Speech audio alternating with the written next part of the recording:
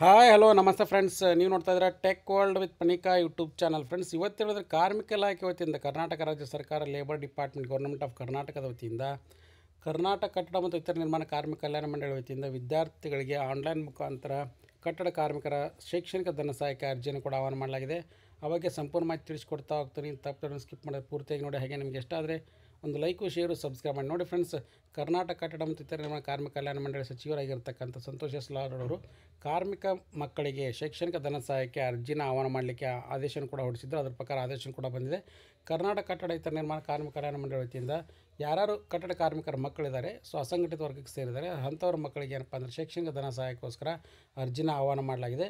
So ಅರ್ಜಿನ ಸಲ್ಲಿಸಬೇಕಾಗಿತ್ತಪ್ಪ ಅಂದರೆ online ಮುಖಾಂತರ ಅರ್ಜಿನ ಸಲ್ಲಿಸಬೇಕಾಗುತ್ತೆ. ಅದರ ಜೊತೆಗೆ ಏನಪ್ಪ ಅಂದರೆ ವಿದ್ಯಾರ್ಥಿಗಳಿಗೆ ಯೋಜನೆಯ ಲಾಭ ಕೂಡ ಸಿಗ್ತಾ ಹೋಗುತ್ತೆ. ಸೊ ಕನ್ಸ್ಟ್ರಕ್ಷನ್ ವರ್ಕರ್ಸ್ನಲ್ಲಿ ಮಿನಿಮಮ್ ಆಗಿ ಫ್ರೆಂಡ್ಸ್ ಯಾರ್ಯಾರು ನೋಂದಣಿ ಆಗಿದ್ದಾರೆ ಮೇ ಒಳಗಡೆ ಆಗಿ ಅಂದರೆ 2025 ಕೆಲವೊಂದು ಕಂಡೀಷನ್ಸ್ ಕೂಡ ಹಾಕಿದ್ದಾರೆ. ಆ ಕಂಡೀಷನ್ನ ಫುಲ್ಫಿಲ್ ಮಾಡಿರ್ತಕ್ಕಂಥವ್ರ ಮಕ್ಕಳು ಏನಪ್ಪ ಅಂದರೆ ಅರ್ಜಿನ ಸಲ್ಲಿಸ್ಬೋದು.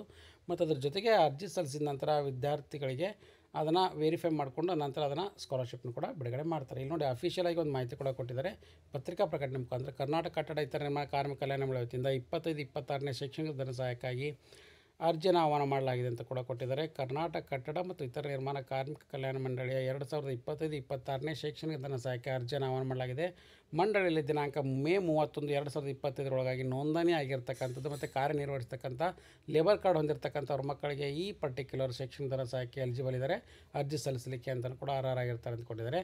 ಅರ್ಜಿನ ಸ್ಟೇಟ್ ಸ್ಕಾಲರ್ಶಿಪ್ ಪೋರ್ಟಲ್ ಮುಖಾಂತರ ಅರ್ಜಿನ ಸಲ್ಲಿಸಿದರೆ ಅಂದರೆ ಅದೇ SSP ಐಡಿನ ತೊಗೊಂಡು ಅವ್ರ ಪರ್ಟಿಕ್ಯುಲರ್ ಲೇಬರ್ ಕಾರ್ಡ್ ವೆಲ್ಫೇರ್ ಮುಖಾಂತರ ಲಿಂಕ್ ಮಾಡಬೇಕಾಗುತ್ತೆ. ನಂತರ ಅಂಥವ್ರ ಕಾರ್ಮಿಕರ ಮಕ್ಕಳು ಏನಪ್ಪ ಅಂದರೆ ಶೈಕ್ಷಣಿಕ ಧನ ಸಹಾಯಕ್ಕೆ ಬಿಡುಗಡೆ ಮಾಡಿ ಅವರ ಅಕೌಂಟಿಗೆ ಕೂಡ ಹಣ ಜಮಾ ಮಾಡ್ತಾರೆ.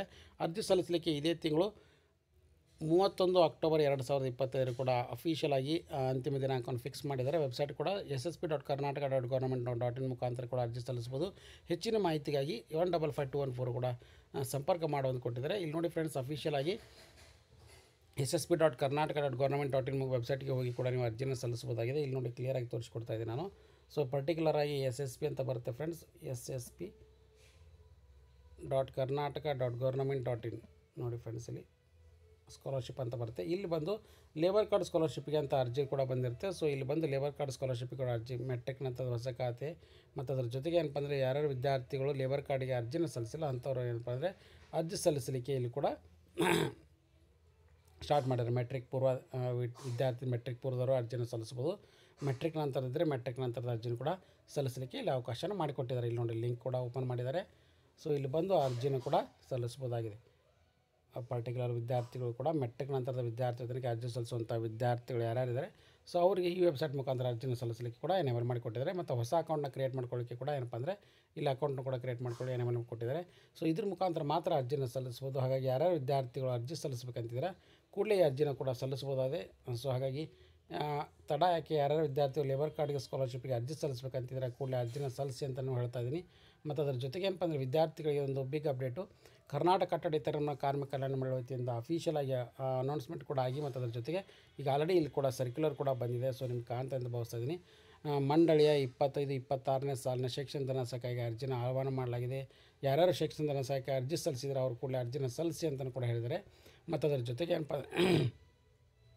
ಅಫಿಷಿಯಲ್ ಆಗಿ ನಿಮಗೆ ನೋಡಿ ಫ್ರೆಂಡ್ಸ್ 2,000 ಹಿಡ್ಕೊಂಡು 12,000 ರೂಪಾಯಿ ಕೂಡ ಪ್ರತಿ ವರ್ಷ ಕೂಡ ಇರುತ್ತೆ. ಅರ್ಜಿ ಸಲ್ಲಿಸಲಿಕ್ಕೆ ಇದೇ ಅಕ್ಟೋಬರ್ 31 ಕೂಡ ಏನಪ್ಪ ಅಂದರೆ ಲಾಸ್ಟ್ ಡೇಟ್ನ ಫಿಕ್ಸ್ ಮಾಡಿದ್ದಾರೆ. ಸೊ ಯಾರು ಅರ್ಜಿ ಸಲ್ಲಿಸಿಲ್ಲ ಕೂಡಲೇ ಅರ್ಜಿನ ಸಲ್ಲಿಸಿ ನಮಗೆ ಫ್ರೆಂಡ್ಸ್ ಕೂಡ ಇನ್ಫಾರ್ಮ್ ಮಾಡಿ.